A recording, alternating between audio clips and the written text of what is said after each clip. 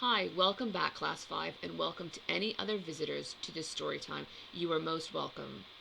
In our last installment of this fantastic book by Auntie Stanton, Mr. Gum and the Goblins, we found Jonathan Ripples very suspicious about a brand new washing machine in the laundrette. Was he right to be so suspicious?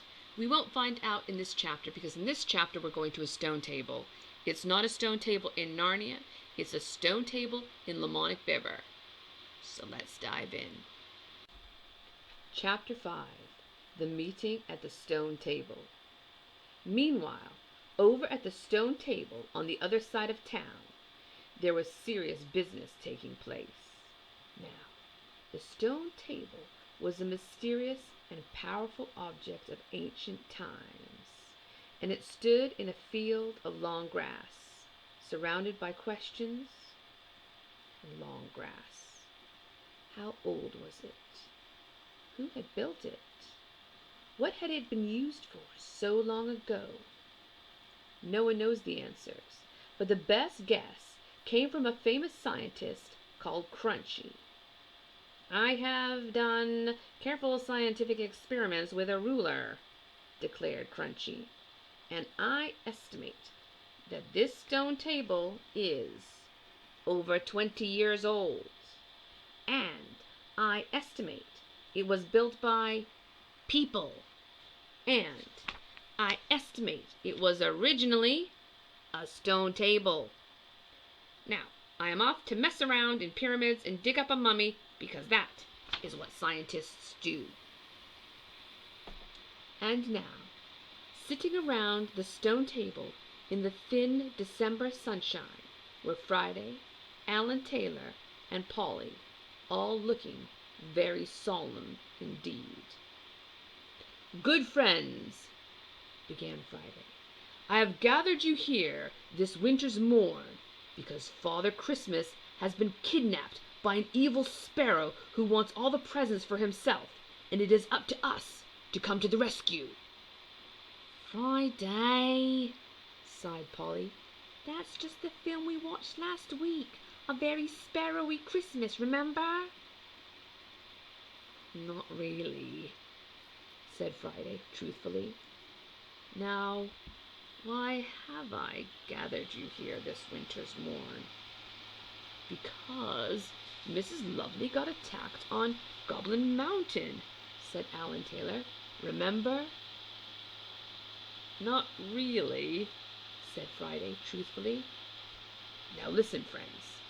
Last night a wise dream came to me, and a strange voice spoke unto me, and it said, 'Hello, Friday! How are you? I like your hat. Oh, by the way, you must go on a brave quest and sort out those goblins before things get worse.' The voice said I must go up to Goblin Mountain," continued Friday, "and I must go armed only with pure thoughts, an honest tongue, and a brave heart, plus a sword in case all that other stuff doesn't work. And so, friends, I depart at noon, but I will need to pick one other brave traveler to accompany me on my quest." "Oh, pick me, please!" cried Polly. "Sorry," said Friday, shaking his head in a little gesture he'd invented to mean no.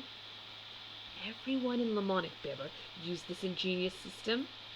Why not try it yourself?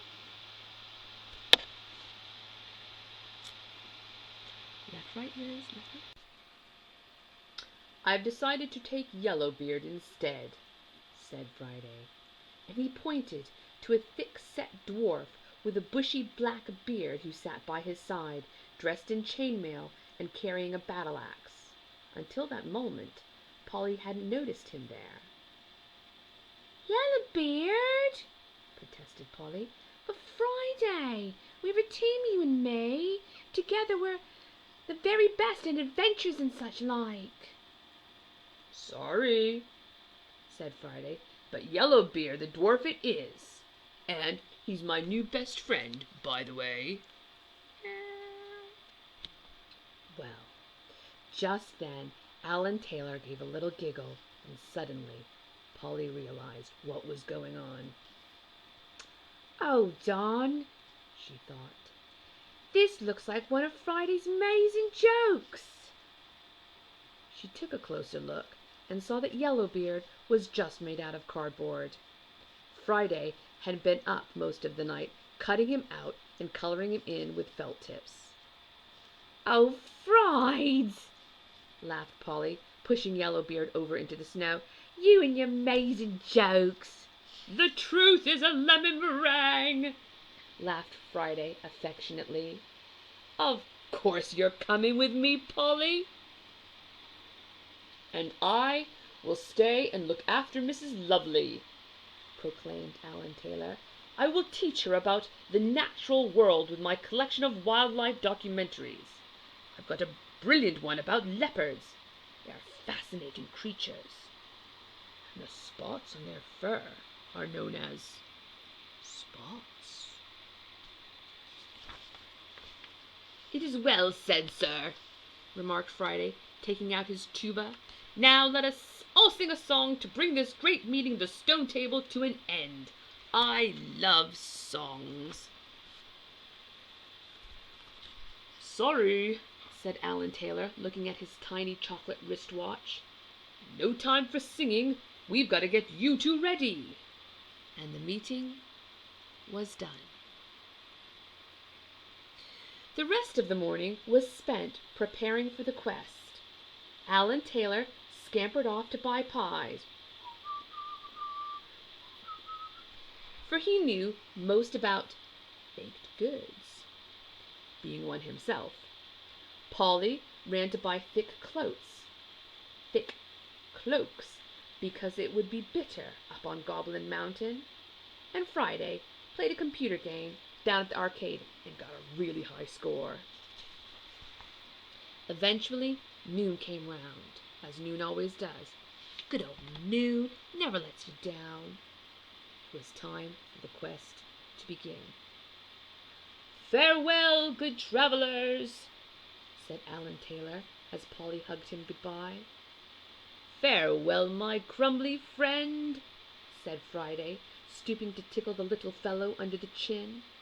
And, having said their goodbyes, the courageous pair turned on their heels and started off down the long and winding road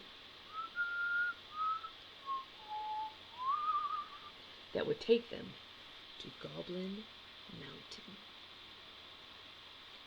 It had started to snow once more, soft white flakes that fell from the sky like angels' tears.